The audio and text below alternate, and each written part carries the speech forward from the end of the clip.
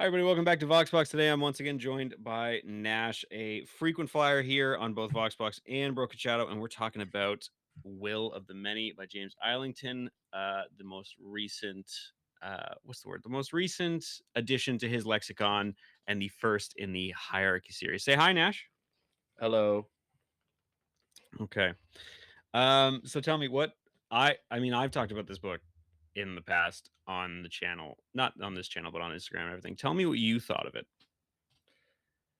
I loved it personally. I have on my Goodreads, I've got a little collection that I call Top Shelf Elite Reads, and this is one of only 15 books that are in there now.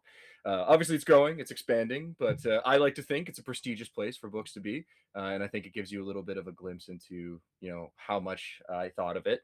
Uh, I was kind of drawn to it because I know a lot of people really compared it to Red Rising. And I am, as you know, Nick, and as people will eventually find out when I do the Red Rising Vox Box with you in the future, I'm like an insanely massive Red Rising fan. It's probably my favorite book series of all time. So I was like, anything that can like satisfy that urge for me while I wait for benevolent God Pierce to bless us with Red God down the line in the future, I'm on board with. I'm like, I'll give it a shot. I didn't really get a lot of those comparisons at first, but as I kind of made my way through the book throughout, I started to kind of see it a little bit more, kind of like a more fantasy version of Red Rising. I think a lot has to do with that institute slash academic first novel vibe that Red Rising goes for and that Will the Many goes for here. But it's really cool because I know James Islington actually really loves this comparison. I was listening to an interview from him the other day, and he said Red Rising is one of his favorite series. He's only read books 1 to 3 though, so he's in for a lot of hurt in the Yeah, future. yeah, okay. Uh, Straight all right, yeah, that's a choice. I mean, I get it. I get it. I did the same thing, so I don't blame him. But my god, he's gonna cry. yeah, as we all I do when we get to Dark Age and oh, Lightbringer. That's okay. oh That's my for the god. Red Rising Vox Box. We'll Yeah, get there yeah, eventually. Lightbringer, I'm still not over. Lightbringer, I'm just gonna say that. But you know what? No, I think you're completely right. And you know what's funny is that is a critique, not a critique. Something that I've noticed with James Islington is that his books often get compared to other like massive series. And I know you haven't read it yet, but the Lycanius trilogy. Mhm. I remember I posted this on Instagram and some guy was like, "Yeah, that book was okay, but it was too much like Wheel of Time." And I'm like, "Who fucking cares, man? It was a good book." Is You it know? a bad thing to be like Wheel of Time? I Yeah. mean, it's I'm sorry. 14, Is it a 15 bad novels thing? of absolute success. Come on. Yeah, is it a bad thing to be praised as, similar to one of the fantasy royalty? Yeah, Is that what we're going for? Like, silly. what are we doing? I take that as praise. Exactly. If at any point in time I wrote something and someone's like, "Man, this reminds me of Red Rising," I'd be like, "Fuck yes. That's exactly what I was going for." Yes, yes. And and you know what? And I think have you ever heard of the term social consciousness? Yeah, Yeah, of course. I feel like the reason the books like this do so well is because we have that social consciousness of like this is what everybody likes, especially when it comes to the Roman Empire and like Greece. Like everyone says, the term "What's your Roman Empire?" And it's like men think about the Roman Empire like once a week or something like that. I do. There's a reason that it does so well, and Will of the Many and Red Rising, both very heavy Roman influences. Will of the Many, much more Roman than Red Rising, in my opinion, because it has the culture and couture of actual Rome as opposed to space Rome. But I thought it was awesome. I thought it was such a good book. The Strength of the Few was good too, but I feel like the Will of the Many specifically scratched an itch I had to continue that like Greco-Roman tradition after I finished Morning Star. Yeah, yeah, I think that's completely fair, and it's very on the nose. I mean, you see it in everything in Will of the Many, from the names to the ancient architecture to like their whole societal stratum is very Romanesque in its influence. I think that Red Rising is also to a larger extent, but I think that Red Rising leans as well into just all classics in general, right? To stratify Mhm. the society and characterize the gold aristocracy. Whereas this one is just it's Roman, it's on the nose, right? You see it everywhere throughout the book. And you see it even in the very cover of the novel, right? You're seeing these. I guess technically it would be Greco-Roman columns, but all the same, we've got some. I think they're Doric columns. Don't come at me in the comments, architects.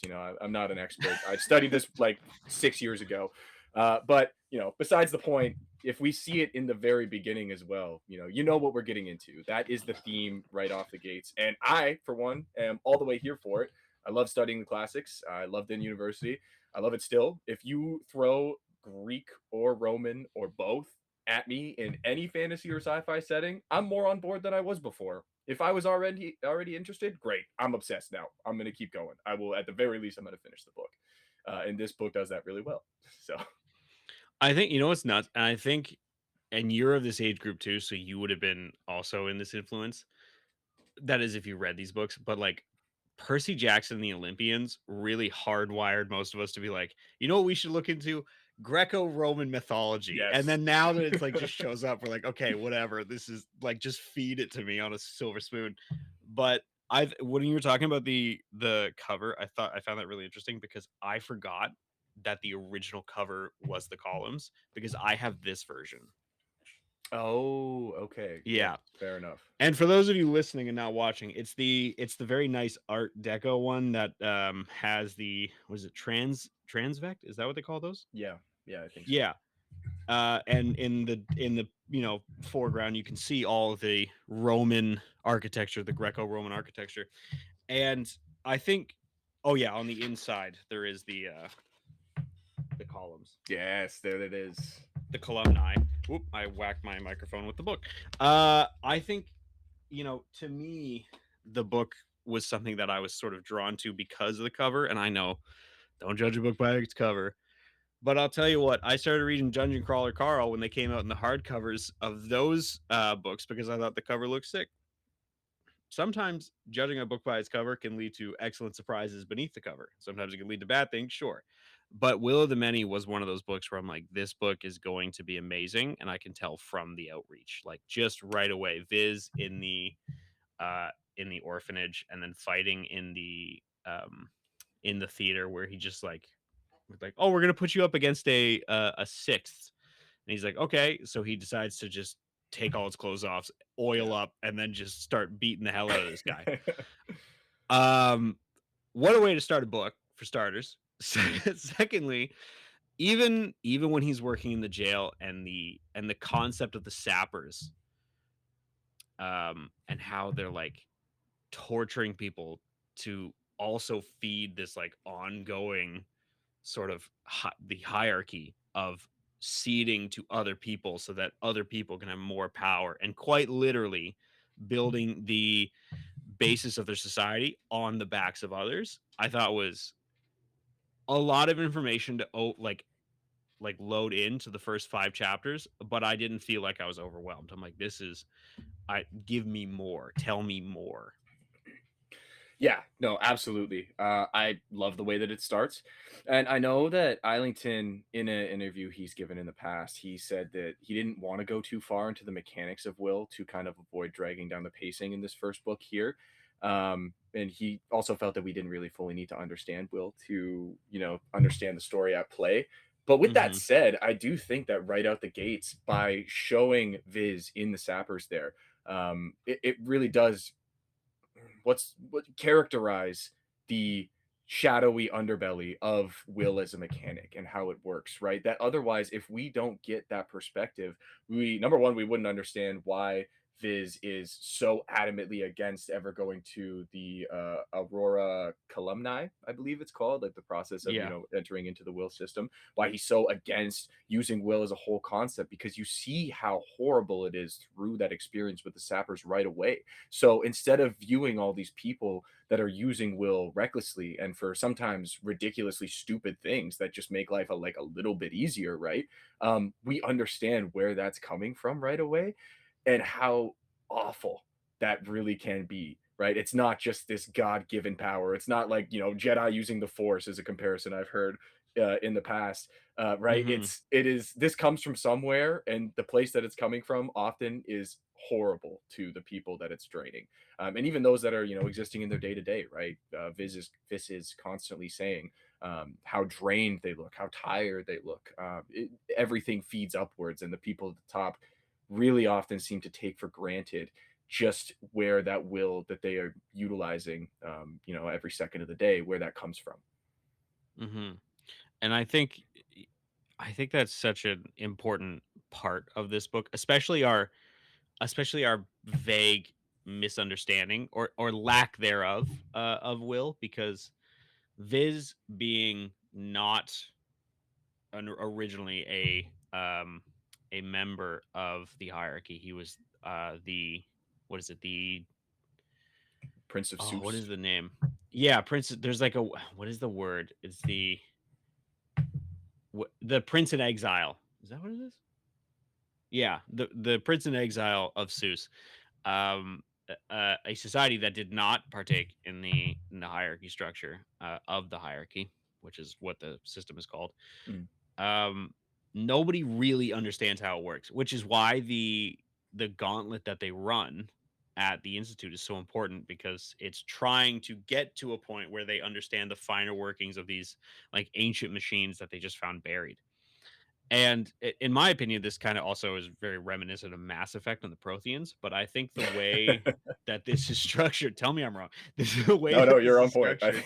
Yeah, yeah, just a lot of outside influence here.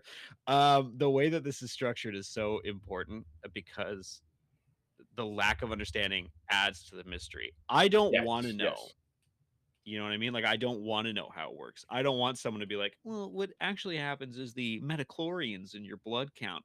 Like, I don't want a Phantom Menace explanation. I just want to know, why is it such an important part to the society? And more importantly, why does it require the suffering of others? You know what I mean? Absolutely. Yeah, I think a lot of what characterizes the grander expansions of this book is a lot of like show don't tell. And I think Eiling does that really well. To keep a running kind of trope going, that I've compared a lot, and I've talked a lot about some things that Tudor Ramble say on their podcast about books Hmm. whenever I come on here. But they were one of I those got to guys. check out this podcast. Great podcast, great podcast. I'm not going to plug them on here, but they cover pretty much every book that me and you God. read. But one Yeah. of them talks about how he felt that the world building was a little bit shallow in World of the Many. Maybe shallow is not the right word, but it's not as in depth. Hmm. Not necessarily as a criticism, but more just to say that it could be more expansive. And I don't necessarily disagree with that. I do think that while we understand the basics of things like will, obviously there's a lot more that he hasn't told us. And I have heard that he goes more into that in Strength of the Few. So I'm really looking forward to that. Right. I do think, however, that the surface level we get of these things is enough to really still create a compelling plot.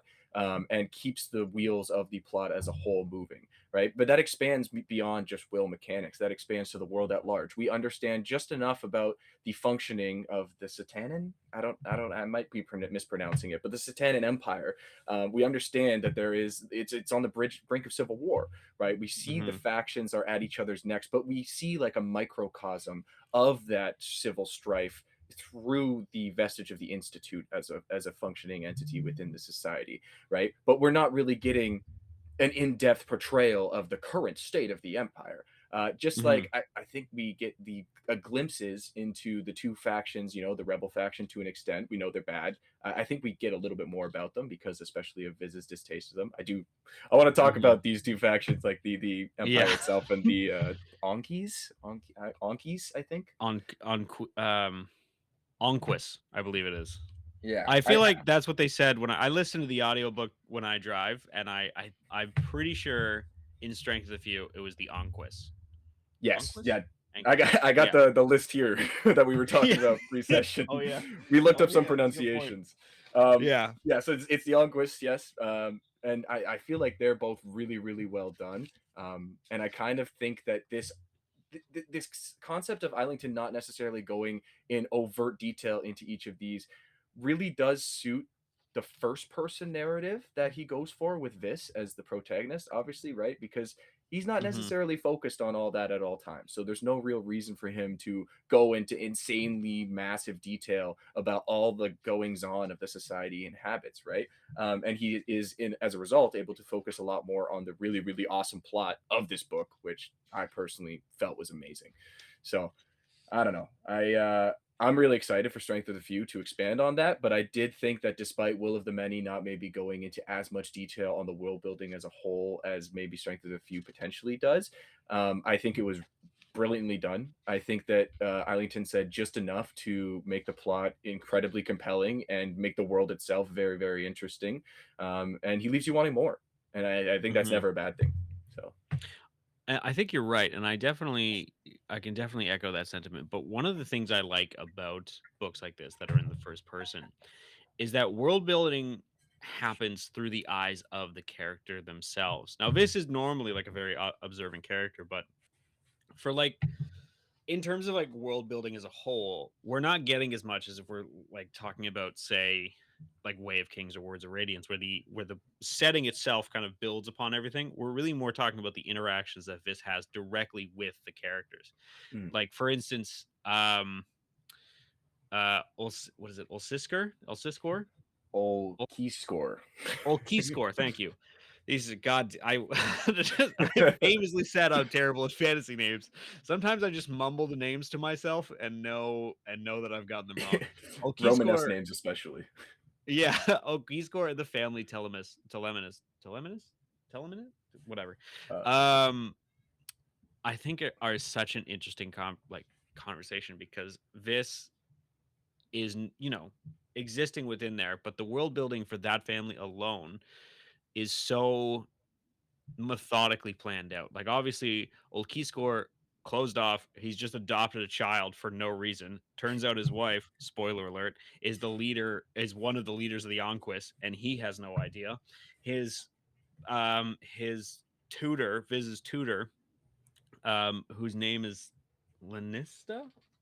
I just looked at it now. I've forgotten uh, it. Lanistia. Lanistia. um, Blind and in love with, or was in love with, Okiscore's younger brother, Carer, Carer, Searoar. Roar. Thank you. Um, who is obviously what Viz is sent to the Institute to investigate the strange and mysterious death of him. Now, um, I will say that the payoff about that particular storyline still has not come to fruition, especially at the end of Strength of the Few, which I know you haven't gotten to yet. But this is definitely like a long game, and he set it up as such, and I love that because for me, for lack of a better term, if you blow the load too early when it comes to mysteries, there's no reason for me to keep reading. Of I'm like, course. well, fuck, never mind. Like I read a book today and I will admit everything was sort of solved within the first 40 pages and then it was 160 pages of nothing. And I'll talk about that book later. And The Institute, just like the the Institute in Red Rising, is meant to pit people against each other, but again, for the world building, I'm not expecting like Hogwarts. I'm expecting to see what Viz sees. Yeah. And Viz being there to spy, for lack of a better term, infiltrate and learn, we get so much more about the Institute because the Institute is obviously the central focal point of the plot, but we get so much more because the first person character is taking more in.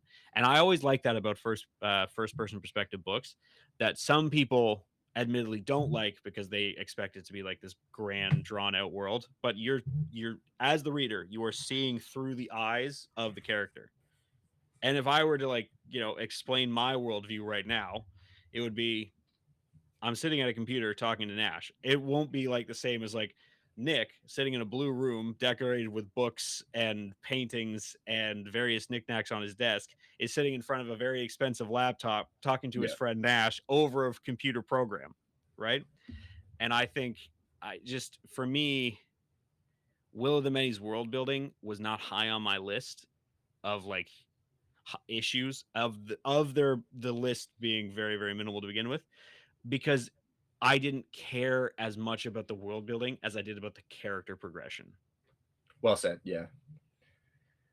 No, I think that makes complete sense. And my goodness, what an amazing cast of characters. Like I loved this. This is incredible. Mhm. I think that sometimes there are moments in Vis's story where there's a very convenient. But they didn't know I was a prince once, and I'm actually secretly Yeah. really good at this. Um, Yeah. but that said, Yeah, I'm real here for it. I'm here real for it every YA time. fiction. Yeah, Yeah. yeah. Like I Yeah. love those moments personally. Like when he is, for example, trying to get into a duel to go up classes because he's got that racist Oh, I was educator in just that thinking level. about that. It's perfect, and it's such like a fuck you moment when he discovers not only is he being cheated against in this fight Yeah. by this guy who's apparently already the best swordsman, so why do you have to cheat in the first place? And then Yeah. he just turns it into a fisticuffs, walks up to this professor, just absolutely mic drops, be like, "I'll expect to see you at my promotion, bitch." Quite Like, literally mic drops because he has the helmet and he drops it and he's yes, like, yes. out loser."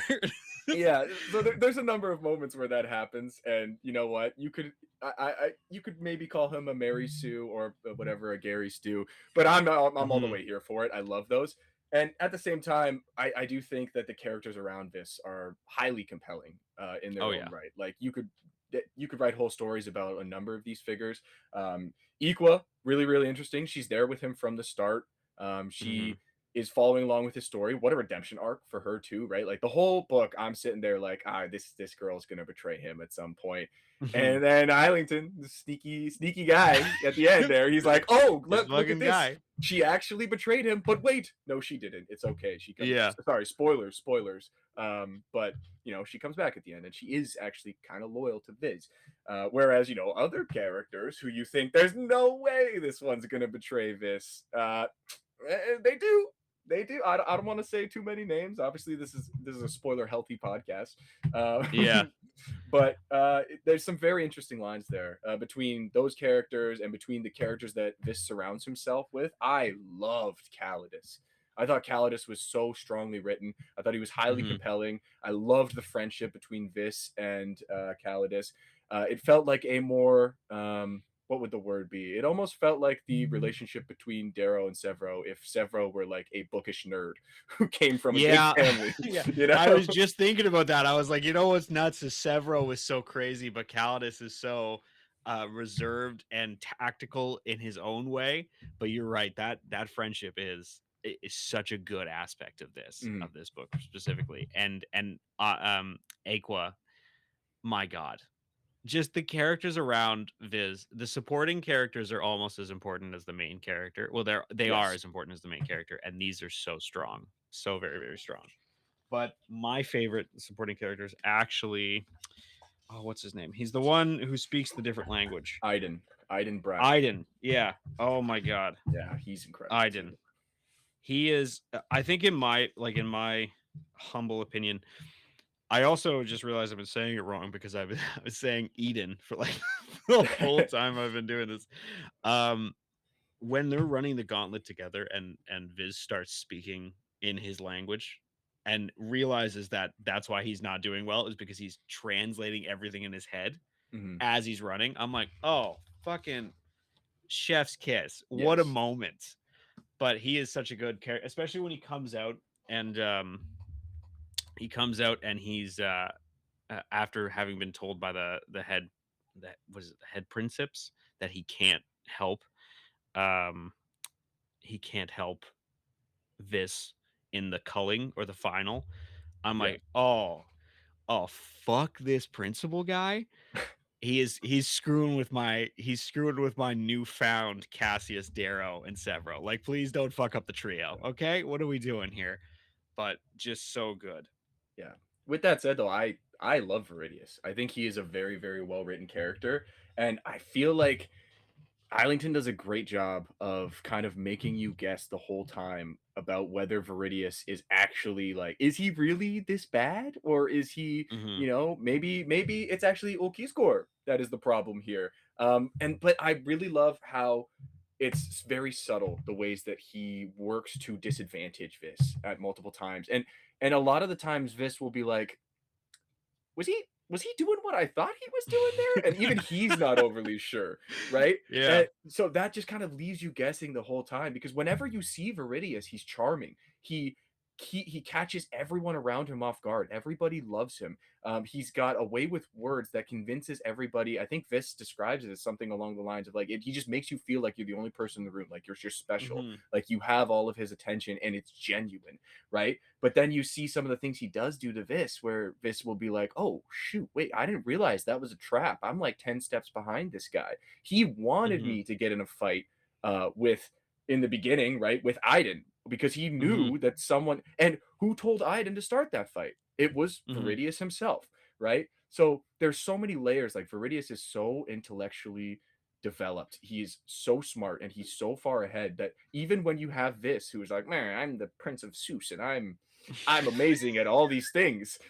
Yeah. Viridius is that much further ahead of him, and what a compelling. I don't. Can you call him a villain? Is he even the villain of the novel? I don't know. I think he's something that is technically in Vis's way to an extent. Mhm. Um, but yeah, I love that relationship. I think that he really makes for a compelling case in the novel. I'm so glad you brought up the term villain though, because I think that's something that this book does very well as well. It as well, is that the antagonist is not clear. Yes.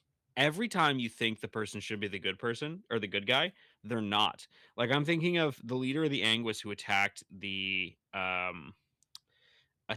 stadium that they were Melior. at during Melior. Yeah.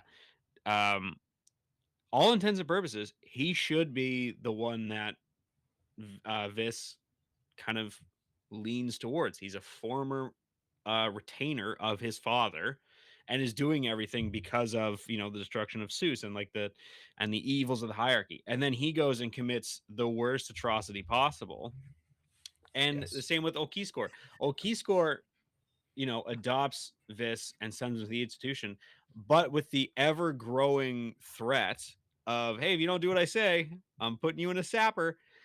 And then, and a key score's wife as well, just spends her whole time manipulating the situation, and Viridius manipulates the situation, and just the school itself is built that people prey on each other.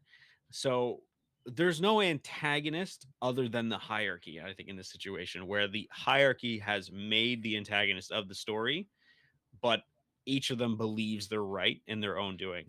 And that's, I think, so interesting about Viridius, because Viridius is actually, like you said, a phenomenal character. He's just an asshole at the perfect times. And Vis, once again, with the first person perspective, the perspective that Vis puts on that is that he is working actively against him. And he is. And we find out why later.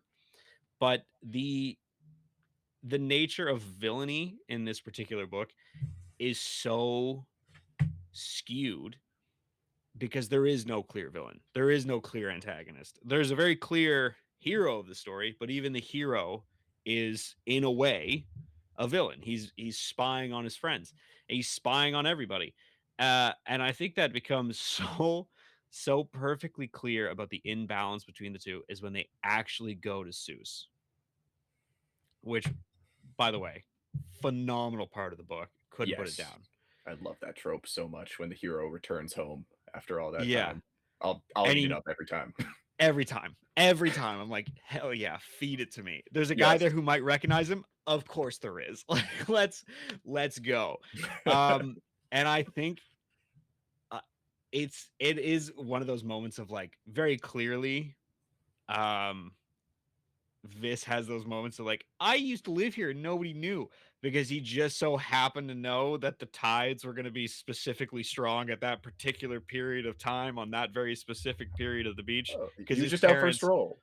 Yeah. No, because he took off running. Remember, he was in No, I know, I conversation. know. Yeah, and he's like, "Wait, she's where?" And they're like, "Oh, she's down." And he's sprinting away. And he's like, "Yeah, once when I was on a merchant trip with my parents, we learned that this particular area of beach is Yeah. incredibly wavy, He heard some and locals that's how talking I about knew." Yeah, I once overheard a conversation in a bar and thought, "Well, that's information I must capitalize on immediately." it. And I think, he's the world's worst liar, and yet somehow he's still surviving. And I think that's the funniest bit about it. But it's such a good it's such a good example of like the difference between talent and raw power. Like Mhm. This is good at a lot of stuff, but he doesn't have the advantage of will in most situations. None of the students do, but even when, working at it as a regular full-bodied human, he could easily overtake an octavi or a septimus.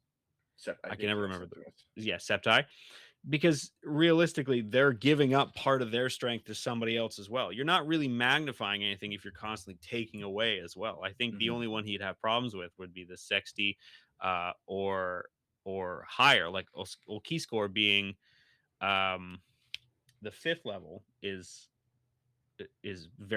very very powerful, but the way they go about this idea of like power scaling is so good because it's undescript, and this doesn't have to rely on it, thankfully.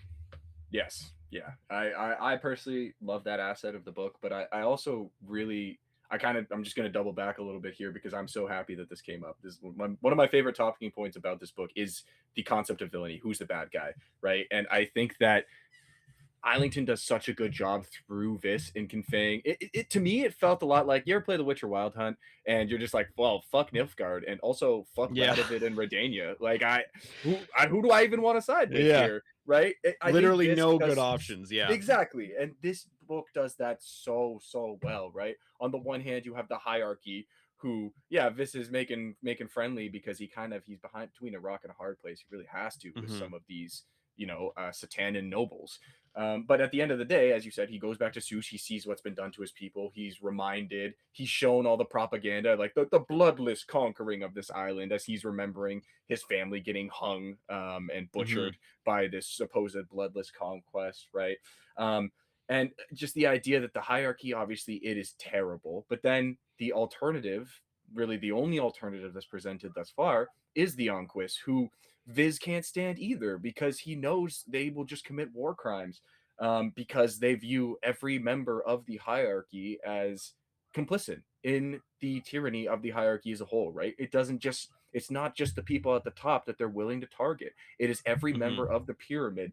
And I think that poses the question of like how complicit are the civilians to a tyrannical government? Like how complicit are people who will sit back and watch while evil is being done, right? And I think that this is contrasted. What's his name? Cadmos, one of Viz's tutors. He's got a great Hmm. quote where it's like there comes a point when in every man's life when he can rail against the unfairness of the world until he loses, or he can do his best in it, which is remain a victim or become a survivor. And I think that's a really good quote. But I also think it speaks to the complicity of a character like Cadmos, where he's like, "Well, I'm working with the hand I got dealt, and I'm doing the best I can." But you Hmm. contrast this with like Viz's dad, for example. He's he has an awesome quote as well, which is the power to protect is the highest of all responsibilities, Diego. When a man is given it, his duty is not only to the people he thinks are worthy. And I think that Viz really takes that and he runs with that the whole book, right? He is not willing to compromise his morals and be like, well, maybe the Onquists are my best chance at revenge against the hierarchy because he can't stand the war crimes that they're willing to commit in the name of their cause, right? He doesn't view them as the lesser of two evils. He just views them as an alternative evil. And I think that moral complexity as the driving background factor of the factionalism within the book just adds this whole extra layer to the plot line. Like I know this is working realistically both sides of this chain, but he's not doing it Hmm. voluntarily. And it plays so perfectly into the ending of the book where this in I don't even know how to describe in like regular timeline this because obviously there's a lot of shit that goes down at regular timeline this he You just cuts have, all the puppet let me just strings. say, you have no fucking idea. Yeah, Okay. yeah. I I You know I'm haven't gonna get a gotten there lot yet. more of it in You Strength of the have no Few. fucking. I will admit, I had to reread some chapters a few times to check the few because I forgot what one we were talking about. But I think you're making perfect points. Like you are correct, and this book very much highlights that idea of like tyranny and not I don't want to say the feudalism of it, but what can one man do against an army, Yeah. essentially? Like um the complacency. exists because the same complacency that exists in all tyrannical governments is one that is both learned and harshly punished should it be overturned, right? Like the sappers, those are our perfect example. If I'm being honest, I am not a main character in any sense of the word. I'm not going to be the guy who goes out and who's like, "Oh, this is wrong." I'll be the guy who stands back and like the fourth or fifth, yeah, in support, but I'm sure as shit not standing up to the government and then getting thrown in something that's whole job is literally to drain my life away and keep me awake while it's going on Yeah, but in perpetual hell. what if you had the secret powers of the Prince of Seuss, who's like good at everything? Just if I just had the benefits of an education, yeah, I An think that elite might be good. education. An elite education, yes, of course. I would say, it's such an interesting concept because the it reminds me of the idea that, broke apartheid is that the people who are incentivized by the system are also victims to it, especially people like, uh, Claudius and, Emissa and Aquia, who are children of high, high level members of this government, but they're also incentivized by it. They have the Mm, family crypts, they have the money, they have everything. And because of a mistake, Claudius's father is at the brink of losing it all because of his mistake. And I think what's important there is the same thing that's important in every destruction of a tyrannical government is the slow realization that the government that you support is slowly but surely killing off all the ideals that you thought it stood for. mhm, And with his spoiler alert, with his, sort of not I don't want to say sacrifice because I wouldn't call it cowardice. I wouldn't call it a sacrifice. I would call it a incredibly unfortunate and somewhat unnecessary murder at the end of the book. I think I think Viz was finally able to accept the fact that nobody was going to learn from mm. that. They because he carries him to the foot of the academy with Verdius, wins, and then essentially tells everyone that they're dead to him and that he hopes they all suffer the way he suffered. Excellent, excellent, excellent way to go about it. But does that overwrite the friendships that he made with them automatically? Mm. Does it automatically make these people bad people because they are incentivized by the system that rewards the behaviors that they idolize? Like, I don't remember her name specifically. The woman he beat in the was it chess or cards? Oh Yeah, no, it's, it was like the Bailey version of Risk. Bailey Volinus. It's Yeah. like Belly. I was saying Belly when I was reading it the whole time. Yeah. This end of the book, pronunciation chart has been eye opening for me. So Yeah, just that's how you say that. yeah, I I I think she is the I think she's the most tragic. interesting. You know what I mean? Because her death was actually meaningless. Yeah, I don't know. I don't know that I fully agree that it's the most tragic, just because I don't know that we're ever really incentivized to give her the benefit of the doubt. Like, I don't think there's Mhm. ever a point in the book where I'm like, oh, I kind of like Bailey Volinus. I think Yeah. she's a good person with a poor set of hands. Like, she's almost consistently always described as antagonistic and vile. Like, what she's blackmailing Calidus because he trusted True. her, gave her the benefit of the doubt, right? And it seems like like what led to her death is kind of just an inevitable byproduct of her ambition, which characterizes her throughout the books, right? Like, she is constantly just trying to fight for that leg up. She will do Mhm. anything she can to remove the competition and to get a little bit of a step ahead. Where, like, it makes her the perfect candidate for Viridius, right? Because if in Viridius's shoes, he could like hypothetically approach her and be like, "Hey, I got some cool elite challenge for only the finest of students, and you might fit the bill." Of course, with her egotism, she's going to be like, "Hell yeah, sign me up for that." Yeah. Right? And which Um, she did. Yeah, he yeah, did. yeah. That's exactly how he approached her. He's like, "Hey, by the way, I got something for you." But yeah, I think Islington does this really well, and you haven't read Lycanius, have you? No, not yet. It is on my TBR. I am gonna get to it. It's great. It's a great book series. Yeah. He does this thing really, really well, and I've noticed this. He does it in both this book, Lycanius, and Strength of the Few, where if you skip a line, like if you're reading and your eyes accidentally go to like the next paragraph down, there's like a 95% chance if it's close to the end of the book, a major character has died and there is not a Oh big deal yes. around it. And I feel like that's what happened with Bailey because I remember reading that and going, "Huh. Oh, she's dead. Oh, okay." Like she is a tragic in my opinion, she's a tragic character because she is the one who has the most to prove, and she is the one who has not benefited at all from any situation she's been in. Yeah. Like she was humiliated by this.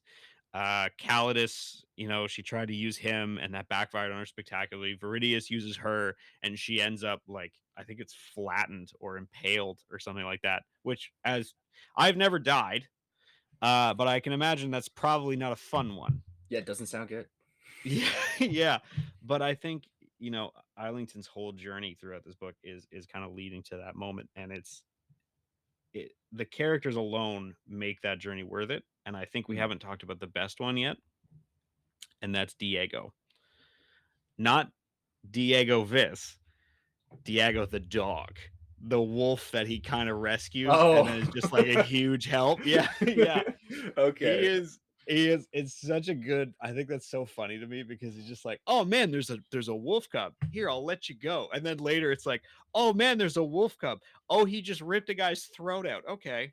All right, I see what's Yeah. happening here. Okay, all right, he's on my side." Yeah. I don't know. I love a good animal companion. Agreed completely. It's like when one of your players picks a familiar in the D&D campaign, you're like, "Finally, this is what I've been waiting for." Right? Yeah. But Gee, no, I wonder what that's a reference to. Polly.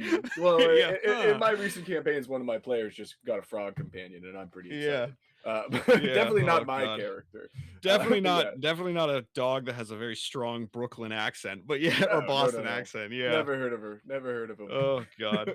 But I do think you talked about something there too that I really love about this book. What you said in the beginning there, like you blink and you might miss a big character death, and I think that is a Mhm. really massive characterization of this book that I personally loved.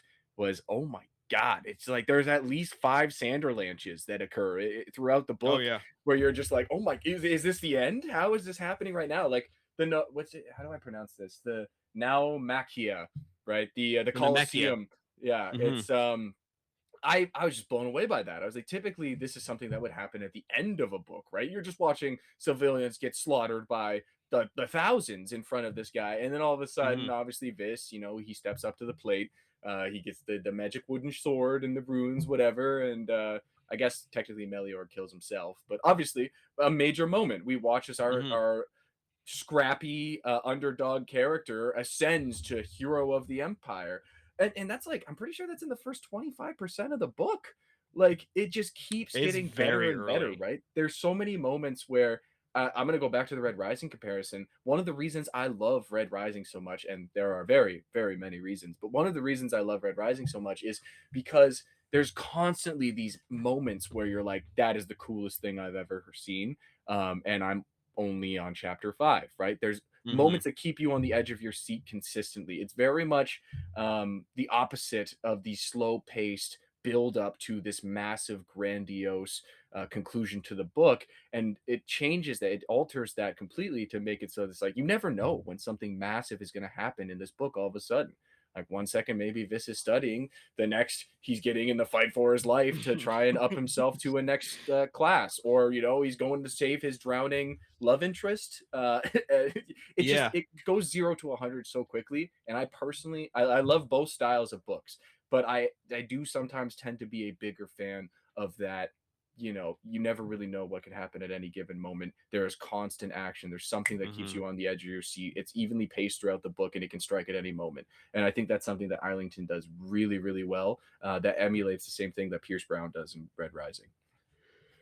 You're definitely right, and I definitely agree with you on that because it is like it does feel like I think Viz is like canonically, I think he's like 15 or 16.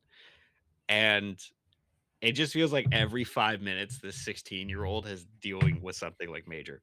But, when You're we not look wrong.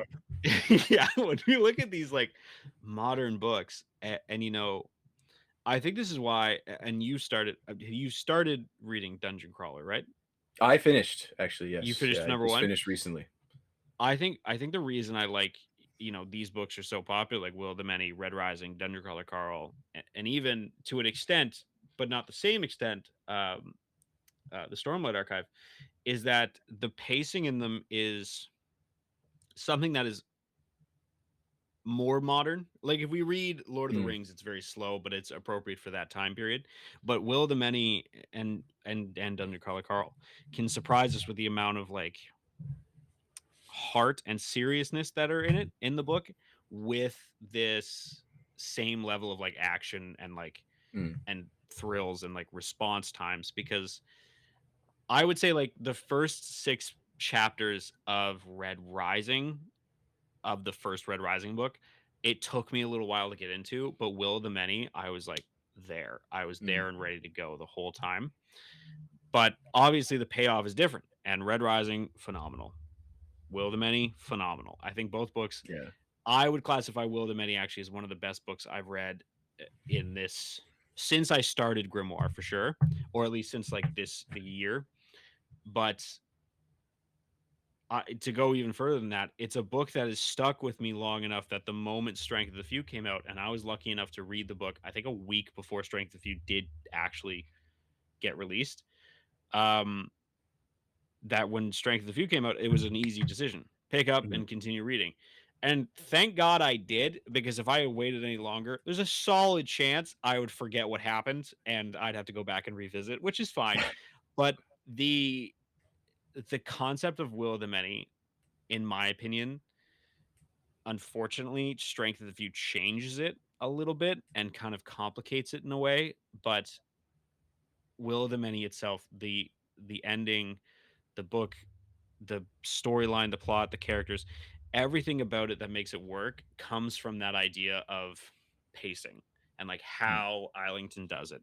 And he does do quite a good job of that because even thinking back to Lycanius, there are definitely some slow moments in Lycanius, but it's balanced perfectly, and Will of the Many is the perfection of that. Like Lycanius, I would say it's like 60-40, like, like, oh, kind of slow moments, so that, oh my God, really mhm, fast moments. I think Will of the Many is the perfect ratio for that. And it somehow makes a story about an academy for a man close to his 30s who teaches at a school interesting. Like, I'm not going home and reading about schools, right? It still made it something I wanted to continue reading, which mhm. is important in this day and age. But we are coming to time here. So do you have any final thoughts you want to share on Will of the Many? Uh, yeah, read it. If you made it this far, I'm sure you probably already have. Sorry if we spoiled stuff for you, but it's a fantastic series. I'm really excited Hmm. for Strength of the Few.